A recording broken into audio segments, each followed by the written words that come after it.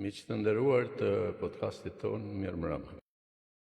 Mirëmbrëma dhe mirë se vini në prezantimin tonë, që sonte po bëjmë edicion special për nder të daljes së metaforës numër 40, të cilën tani më kemi hyrë në vitin e 26 të botimit të saj.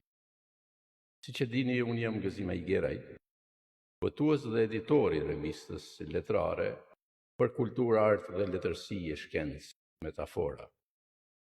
Revista ka marrë rrugtimin e saj qysh në vitin 2000, pra kemi filluar në Zvicër, botimin e saj dhe në shumë numra atëherë kemi pas botuar në Zvicër në formatin A4. Mirë po, me kohën duke ecë me metaforën kemi filluar të mendojmë edhe për ndryshime të cilat në kohë dhe në zhvillim ka patur nevojë metafora që t'i bëjmë ato. Dhe këto ndryshime sigurisht se kanë krijuar edhe një përvojë të editimit të revistës letrare Metafora, dhe me këtë revistë kemi ecur pa u ndalur duke prezantuar gjithmonë kulturën tonë shqiptare, të artit, të letërsisë, kudo nëpër botë, por edhe në atë dhe, her pas here jemi kthyer atij. Dhe kësaj me kohën botimi ynë ka marrë rrugë dhe është botuar edhe në Kosovë, në veçanti në Prizren, duke sjellë fytyra të ndryshme letrare, figura të mëdha letrare, të cilat përpiqemi që i kujtojmë, t'i nderojmë dhe të sjellim në vëmendje për të gjithë ata që ndjekin artin letrar dhe rrugën e mirëfillt letrare. Me kohën revista, pra, siç e tham, kaloi u transformua dhe tani më ajo që nga numri 20 është në formatin A5, në formën e një libri dhe është gati më e përshtatshme për të lexuar dhe për të mbajtur në duar. Sigurisht kemi menduar këtu në këtë pikë edhe për lexuesin tanë se si ta ketë më të lehtë, sepse forma e revistave të formatit A5 me kohën pra zbehet dhe sikur përfundon o në arkiva diku o nuk lexohet më, ndërsa forma e librit që ka marrë revista Metafora, ajo lexohet dhe mund të lexohet në çdo kohë sikur një libër.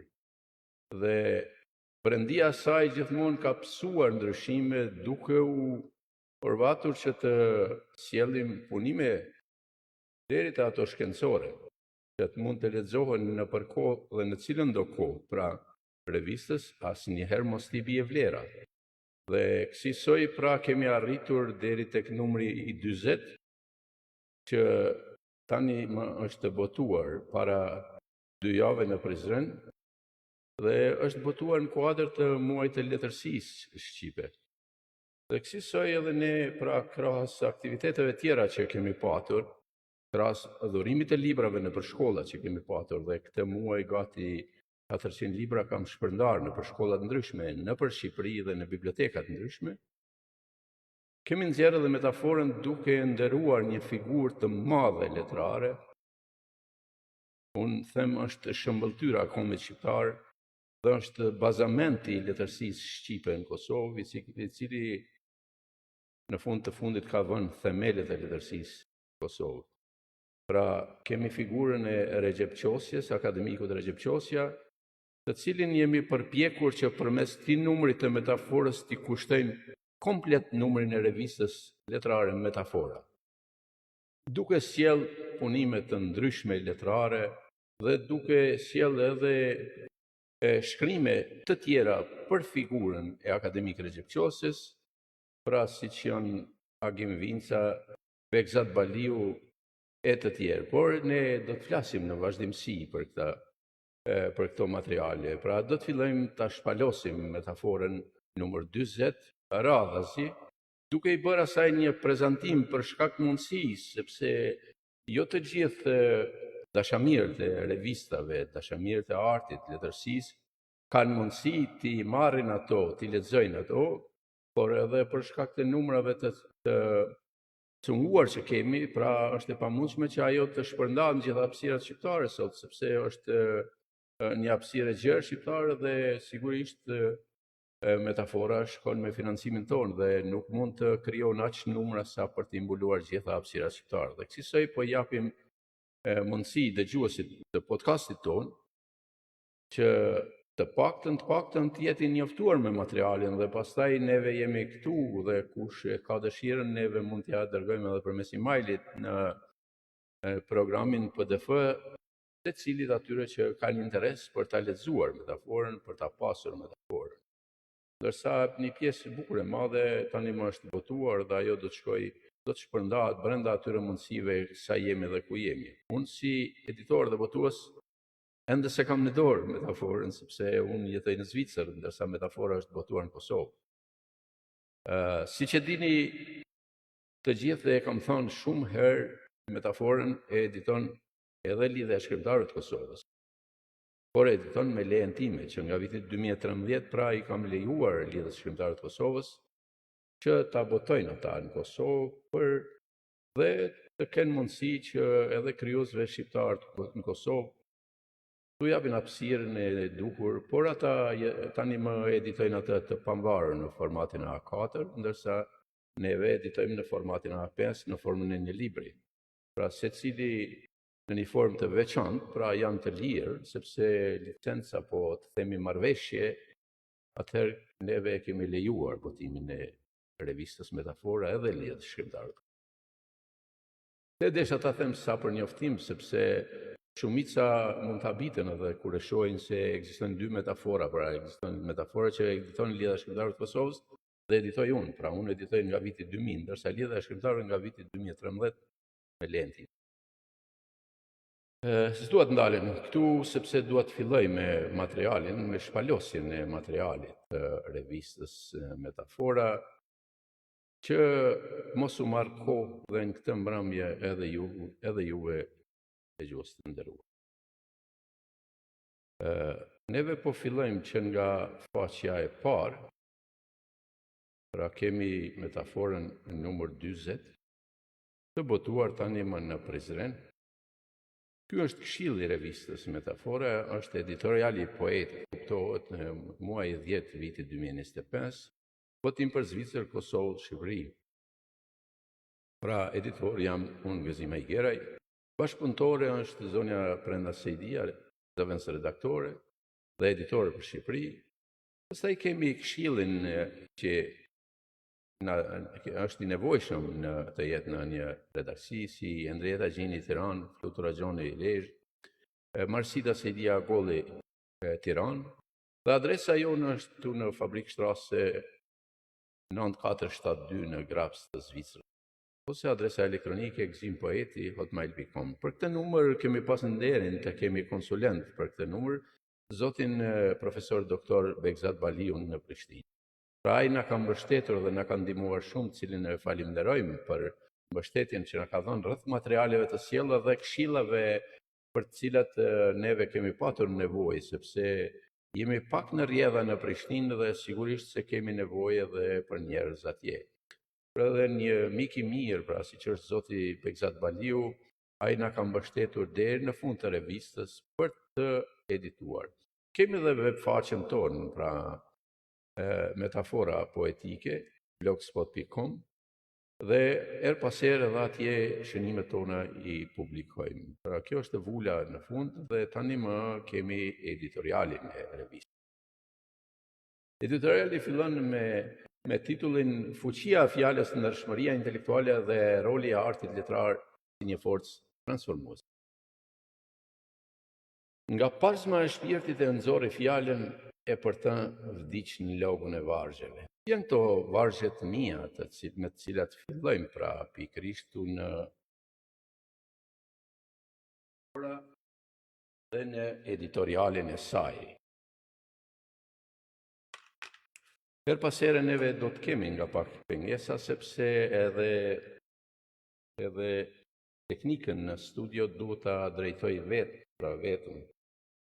Sonte për këtë emision, pra pikërisht zgjodha faqen time personale, sepse është një prezantim i revistës apo një promovim i saj për dëgjuesit e mi dhe për miqtë e mi, pra këtu në Metafora. Si që thash, neve filluam me editorialin dhe do të fillojmë pak të lexojmë pra nga editoriali. Fuqia dhe sakrifica e fjalës. Filozofia paraqitur e sheh fjalën jo thjesht si një mjet komunikimi, por si një entitet gati metafizik. Ajo lind nga parzma e shpirtit që nënkupton se është produkti thellë i ndjenjave dhe mendimeve më të pastra të një individi. Fjala është aq e rëndësishme sa për të vdiq në logun e vargjeve, një metaforë fort për sakrificën supreme në emër të kujtimit letrar dhe të vërtetës që ajo mbart. Jo sugjeron që fjala e vërtet, ajo është shkruar me shpirt ka kostën e saj, shpesh duke kujtuar për kushtimin total. Lum kush lidhet për fjalë, se fjala besi zë.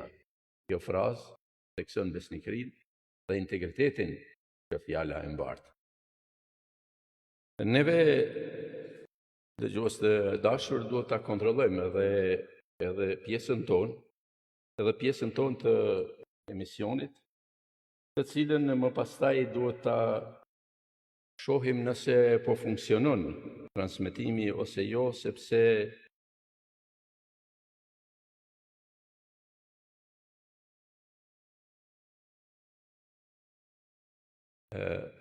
duhet të shpërndahet edhe në përfaqet e internetit ky mesazh, kjo video.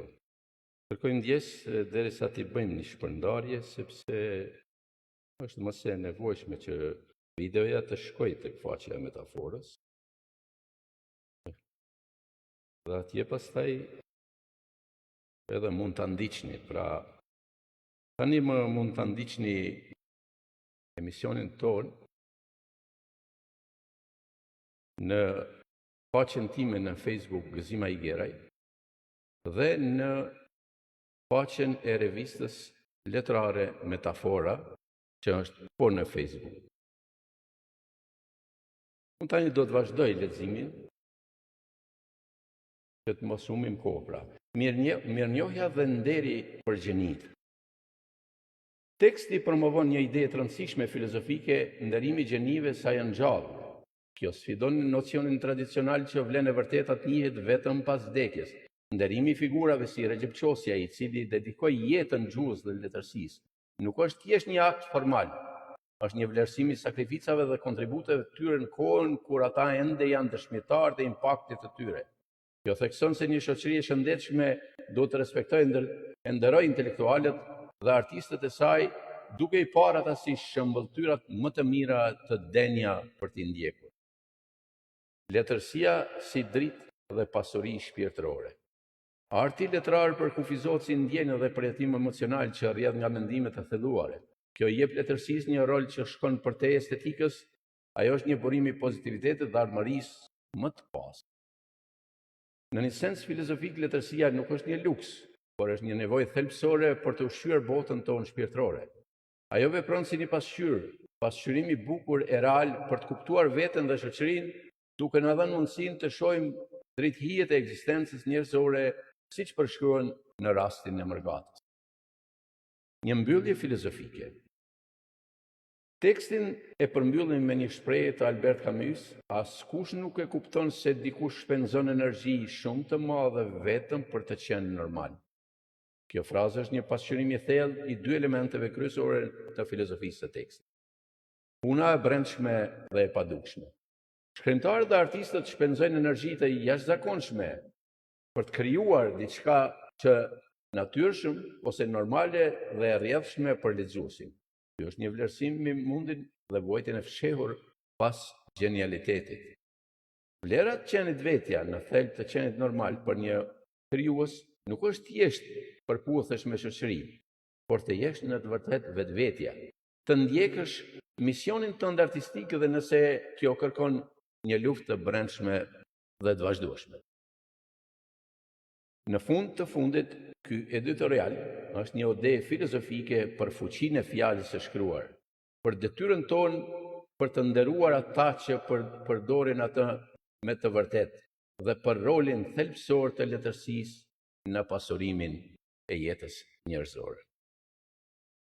Unë kaq kisha tek editoriali, tani më ecim më poshtë dhe për ju sjellim edhe shkrimin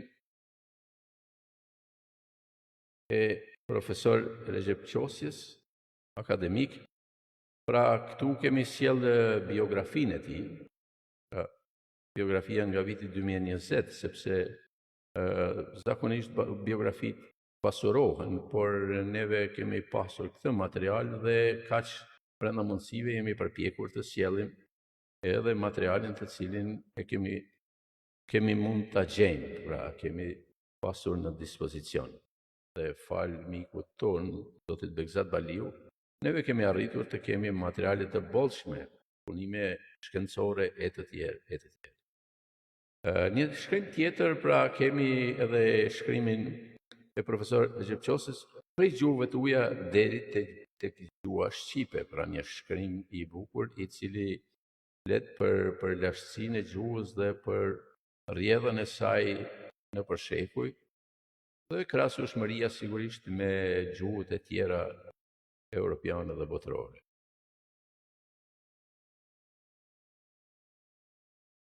Një shkrim tjetër kemi identitetin kombëtar dhe gjuha standarde e profesor Recep Qosjes.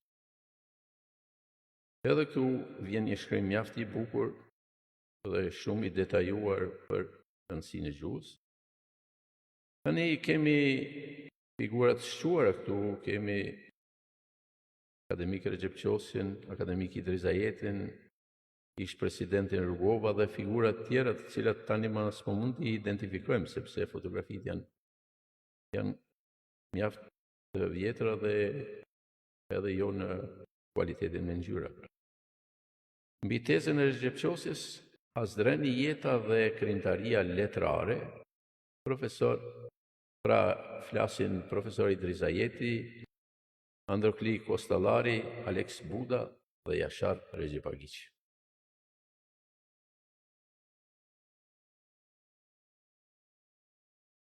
Një shkrim tjetër na vije dhe paragjykimet e vjetra në kushte të reja. Pra, është një shkrim nga Recep Qosja. Tu kemi edhe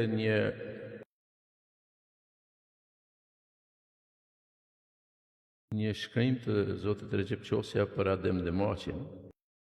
Adem Demaçin e kam pasur dhe e kam vlerësuar, e kam nderuar, e kam respektuar dhe e kam dashur pa krahasueshëm me askën tjetër. Pra, shihet një vlerësim i akademik Recep Qosjes që jep për të ndjerin tani më Adem Demaçi, emblemën kombëtare të lëvizjeve gjithë shqiptarë në Kosovë. Njeriu që i dha shumë kombit. Nuk e di nëse kombi ja ka shpërbly ose jo, por mendoj se ne si komb pak kemi bërë për figurën emblematike të Adem Demaçit.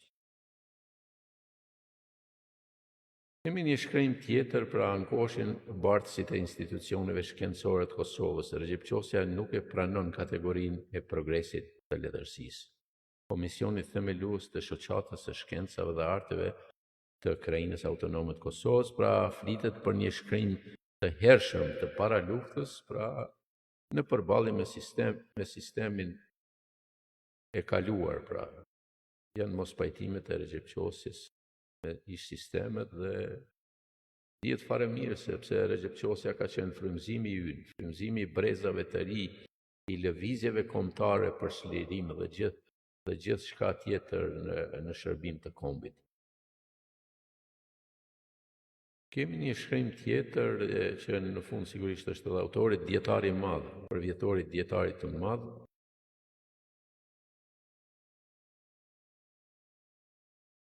Dhe tani më vjen edhe një shkrim i Recep Qosjes, një dashuri dhe 7 faje, roman i botuar nga Toena në Tiranë në vitin 2004. Dhe shkrimi i prezantuar nga Rosana Bejleri. Pra flet për librin.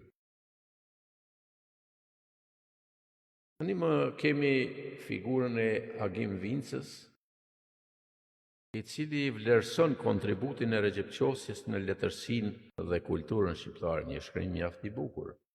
Pra do i lexojmë disa rreshta për kuriozitetin tuaj. Pikë së pari më lejoni të përshëndes idenë e drejtorisë dhe seminarit të Universitetit të Tiranës për ta bërë temë qendrore të këtij tubimi shkencor temën kontributi i Rexhepçosjes në letërsinë dhe kulturën shqiptare. Pra, është një temë që është prezantuar në Universitetin e Tiranës.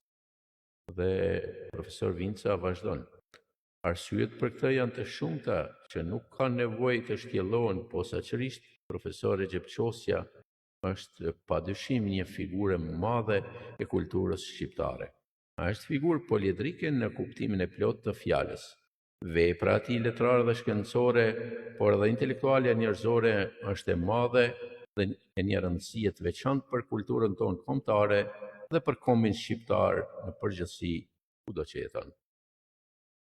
Neve, miq të dashur, nuk do të vazhdojmë me shkrimin, sepse do na duhet shumë kohë, pra ka metafora është aq shumë e ngjeshur dhe ka aq shumë shkrime sa do të duheshin ndoshta edhe ditë për të lexuar. Tani më sjellim një shkrim tjetër, pra ligjërimin e postmodern i Rexhepçosjes nga profesor doktor Shefki Islamaj. Edhe zonja Shefki pra na sjell një shkrim të bukur dhe enkas për metaforën të cilën e kemi botuar tani më në numrin e 40.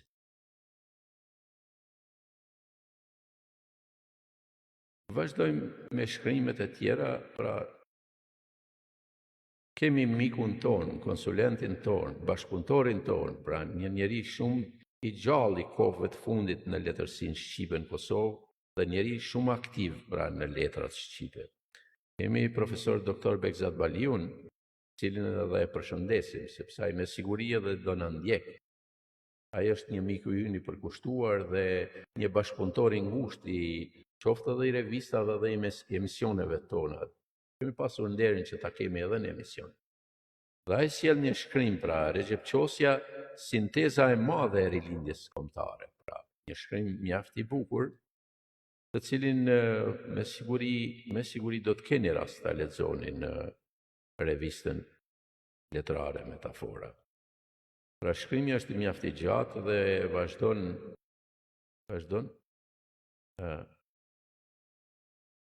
shoqëruar me një fotografi të profesor Rexhepçosjes në njërin nga takimet letrare në Prishtinë. Shkrimi tjetër vjen nga profesor doktor Mërvete Dresha i Baliu, pra zonja e mikut ton, pra profesor Bekzatit, reflektimi didaktik mbi një tekst letrar të profesor Rexhepçosjes, Laneti. Edhe ky shkrim është bukur i gjatë dhe sjell shumë diversitet brenda revistës sot. Kemi një kritik të shkurtër nga Ag Apolloni për romanin Vdekja më vjen prej syve të tillë, pra të botuar më 23 nëntor 2008. Një shkrim tjetër që Enkas ka sjellur për numrin 40 të revistës letrare Metafora është edhe shkrimi i zotit Bedri Alimi, shkrimtar, publicist, romancier, pra një veprimtar i shquar i çështjes kombëtare. Edhe ai si bashkëpunëtor i yni me kërkesën tonë, pra se do i përkushtohet revista letrare numër 40 e Metaforës akademike Rexhepçosjes, për pak ditë ai na ka sjellë edhe një shkrim të tij që i dedikohet profesor Qosjes. Mesazhet për zhdukjen e dukurive deviante në shoqërinë shqiptare. Rexhepçosja, pushteti i korruptuar, protagonistët dhe viktimat, pra botimet e TN-s, Tiranë 2016. Por zoti Bedri Alimi i bën një analizë dhe e sjell pra pikërisht e librin e Rexhepçosjes, pushteti i korruptuar, pra. Një shkrim tjetër që kam sjell unë është shkrim që kryesisht i dedikohet mërgatës shqiptare, pra është një punim shumë i gjatë. Punim që vjen nga një recension i librit të zotit Brahim Abdyli, Mërgata shqiptare e Zvicrës dhe roli i saj. Dhe pikërisht pra brenda këtij libri shpalosen shumë çka, por me një analizë të gjatë që i kam bërë këtij libri, pra kam arrit të sjell edhe unë shumë çka nga pjesa e mërgatës këtu dhe nga lashtësia e saj, por me këto shkrime sigurisht se kthehemi shumë mrapa, pra kthehemi shumë hershëm tek shqiptarët e hershëm, jo këta shqiptarë që sot i njohim, por qysh prej kohës së Skënderbeut e tej, pra sjellim pra ne një vështrim për të njohur, për të dhënë më shumë njohuri edhe për lexuesit tanë në Kosovë, pra. Dhe është një punim mjaft i gjatë që është i shoqëruar me emra, pastaj flasim shumë edhe për pjesën e lashtë të mërgatës, pra për njerëzit që sot edhe gjenden në për funksione të ndryshme, pra po flasim për një brez pra 200, 300, 400 vjeçar që janë vendosur këtu dhe rrojt e tyre që sot jetojnë. Kemi një shkrim shumë interesant nga Prent Cumbleshi, një zënë ndryshe nga Mirdita në Kongresin e Drejtshkrimit të Gjuhës Shqipe në vitin 1972. Një shkrim që shumë herë, ose të themi me kohën nuk është shkruar, por është ruajtur si fshirë për shkak të sistemit që ka qenë në Shqipëri. Dhe së dyti një shkrim që shpesh është publikuar dhe shpesh është hequr, sepse ka shumë kundërthënie, pra nxjerr shumë çka mos pajtime te Kongresi Drejtshkrimor i Gjuhës. Megjithatë ne kemi sjell për lexuesin tanë, sepse lexuesi duhet të njoftohet edhe për ato zhvillimet e pjesëve tjera në Kongresin e Drejtshkrimit. Një recension kemi edhe nga zonja Prenda Sejdia, ajthi poetik sa magji, aq edhe që të lirë shpirti, një vështrim metaforik. Pra, është një shkrim i gjatë dhe një recensens që kryesisht i kushtohet librave të mi. Pra, zonja Prenda është një studiuse e letërsisë dhe ajo tani më është marrë shumë me veprën time, pra mbi 140 vepra të mia ajo i ka studiuar dhe ka diku 7 botime rreth këtyre çështjeve, pra rreth kritikës letrare, kryesisht për letërsinë time. Një shkrim shumë interesant kemi të përkthyer, që e kam përkthyer unë, Blok për Ballkanin, pra nga Joakim Matzinger, pra flet për një botim shumë të vjetër i cili gjendet pra diku në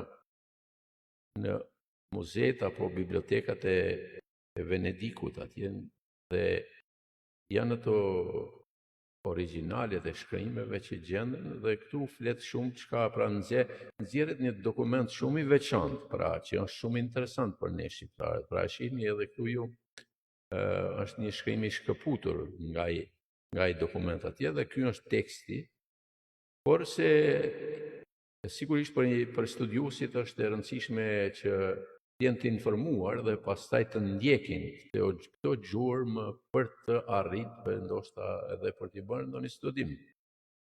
Pse jo? Ata që dëshirojnë, ata që duan, pra dal nga dal po vim tek fundi i metaforës, pra këtu kemi një kërkesë, pra që i drejtohet Komitetit Nobel, pra një propozim për shkrimtarin nga Kosova, Recep Qosja, për çmimin Nobel. Dhe unë jam shumë i bindur që nëse dikush do të jetë më i rëndësishëm është Recep Qosja në letërsinë shqipe, për mua them. Dhe sigurisht ai e meriton një çmim të tillë në krijimin e kulturës letrare shqiptare dhe gjithë atë punë që ka bërë punën shkencore në gjuhën shqipe, për gjuhën shqipe. Pra thuaj se gjitha brezat e Kosovës që kanë dalë nga Universiteti i Kosovës nga vitet 70-a e këtej, do të thonë, kanë kaluar në për bankat dhe në për ligjëratat e profesor Qosjes.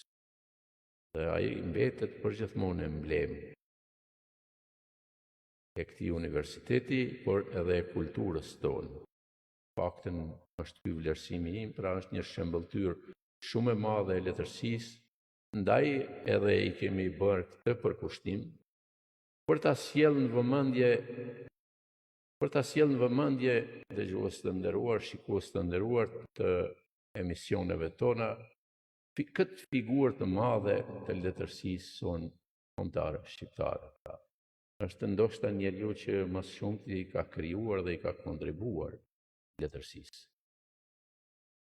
Neve u përpoqëm të sjellim pak imazhe nga metafora numri 40, që ju të paktën të keni informacionin se çfarë mund të sjellet. Metafora akoma nuk është shpërndar sa duhet, presim që botuesi ynë të fillojë edhe shpërndarjen pjesërisht në Prishtinë tek miqtë tanë atje, për t'i sjellë pastaj në bibliotekë, në institut e në për biblioteka tjera dhe të akademikut tonë të nderuar egjiptiosis, të cilin ne kemi porositur botuesin që ati dërgojë në dorë.